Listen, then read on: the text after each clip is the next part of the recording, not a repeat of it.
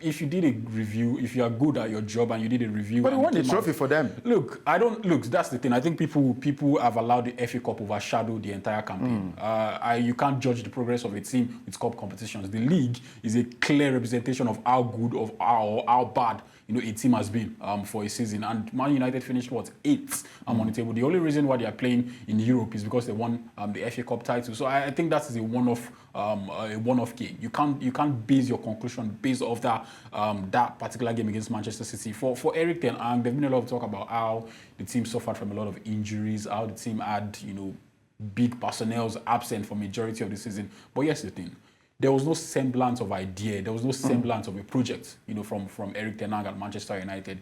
It felt like he had no idea what he was doing. He felt like he was clueless as to what he was doing. At some point, he was coming out in a press conference talking about how he wanted Manchester United to be the best counter-attacking team. That is ridiculous. When you consider that Man United are supposed to be one of the biggest club sides in Europe, not just in England. And if you had injuries, if there was still a clear, identity from the type of football you are playing, a clear pattern, it doesn't have to be entertaining, it doesn't have to be, tiki-taka, it doesn't have to be Pep Guardiola-X. But as long as football fans are seeing that you are building something, as long as they see that the club is gradually assuming an identity, I don't think there would be a lot of rancor about extending his contract. But last season, it just felt like each game you don't know what you'd expect from Manchester United. One game, they're a counter-attacking team. The other game, they're a possession-based team with no idea of how to pass vertically. So I think the review from Sir Jim Ratcliffe and the Inues and whoever it is that conducted this review, I just think it's just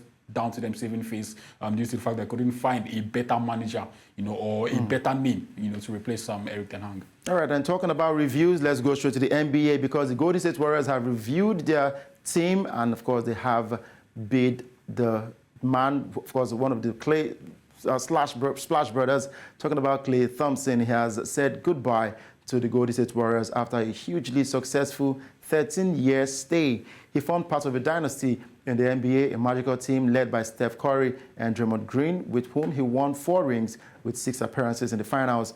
The 34-year-old moves on to join the Dallas Mavericks, the current Western champions, to bring variety to his side that already features 2 of the league's top talents, Luka Doncic and Kyrie Irving.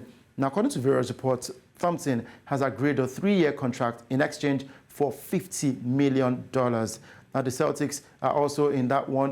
We'll get to talk about Jayson Tatum when we get to that story. But, of course, we're talking about Klay Thompson signing a major deal with the Dallas Mavericks, and he has left the Golden State Warriors after 13 years. Now, we have Ayotunde Onobolu joining us, an NBA journalist, and he'll be giving us more insight on what exactly happened with the Golden State Warriors and Klay Thompson.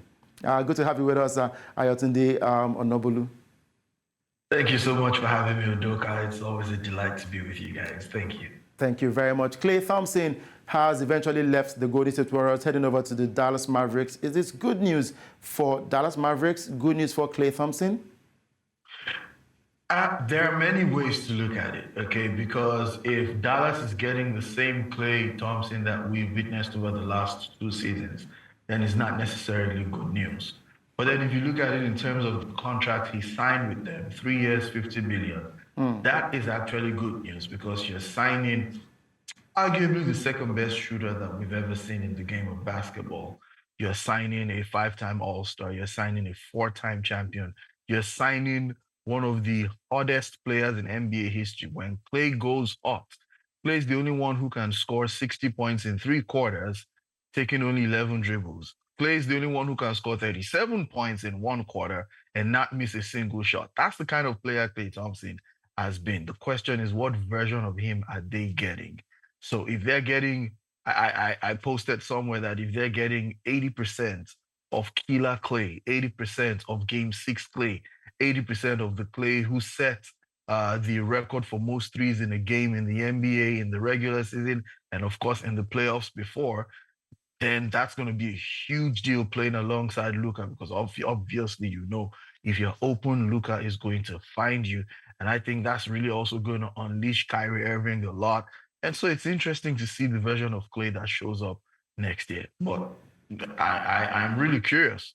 And I know this is motivation for Klay, the fact that he could not agree on a contract extension with the Warriors the only team he's ever played for, I think he's going to be playing with a chip on his shoulder next season.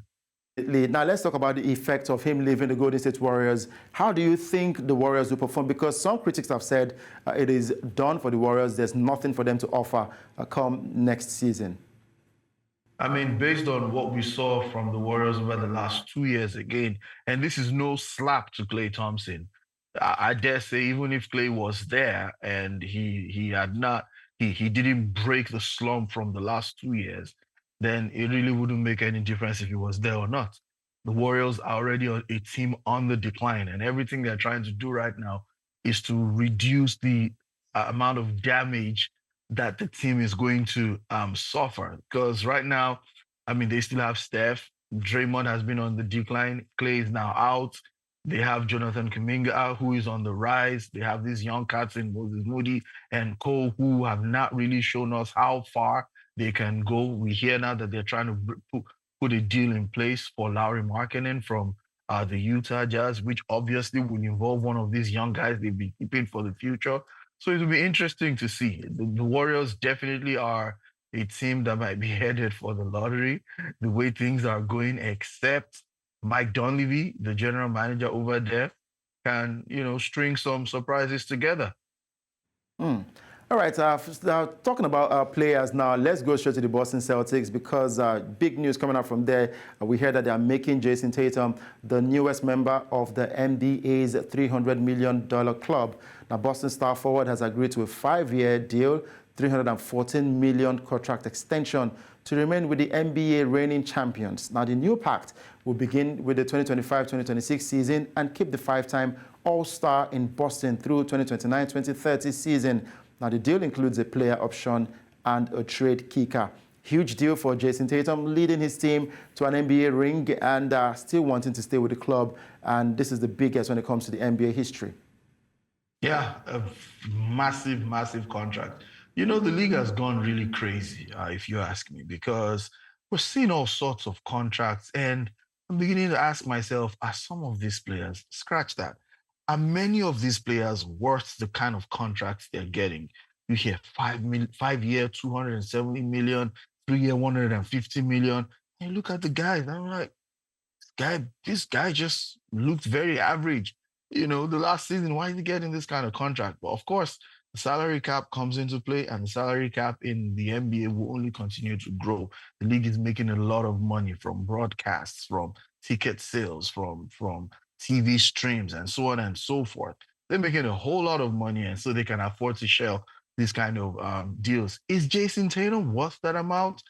That's very debatable. Okay, Jayson Tatum was not even the best player for the Celtics on their run to the NBA title. Jaylen Brown was. But I think the statement, this is what we need to be looking at. I think the statement the Celtics are making with this deal is, yeah, Jaylen Brown may have led us to the title. Yeah, he may have won Finals MVP. Yeah, overall in the playoffs, he may have been the better player.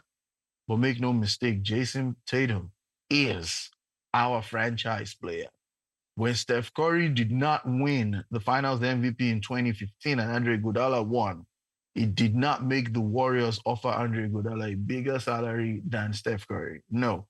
If anything at all, Steph Curry got a maximum contract and was still and is still and will forever be the face of the Golden State Warriors. That exactly is the message the Boston Celtics are passing across to everybody who watches basketball. Jayson Tatum is still our guy, and I cannot fault that. Right, we'll see how this turns out, and I hope that it doesn't turn around to bite the club because Jaylen Brown has really given a lot to the Boston Celtics, especially leading them to their NBA title this season, beating the Dallas Mavericks in the finals. I'll say thank you very much, Ayotunde Onobulu, for joining us today, and surely we'll have more conversations because we're hearing that the Boston Celtics will be sold anytime soon, but we'll keep tabs on that story, and we'll have you get to talk to us about that. Thank you very much. Thank you so much.